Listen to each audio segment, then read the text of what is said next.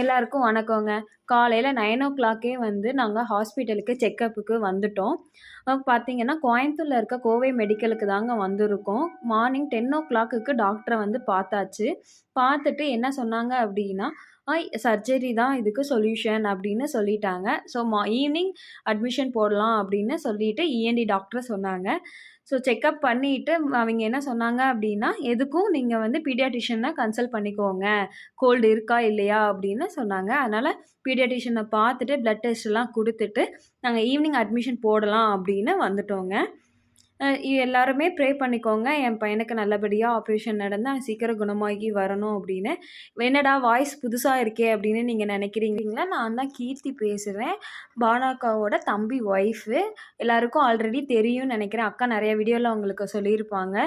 So நாளைக்கு வந்து தம்பிக்கு சர்ஜரி பண்றாங்க. எல்லாரும் ப்ரே பண்ணிக்கோங்க. Thank you.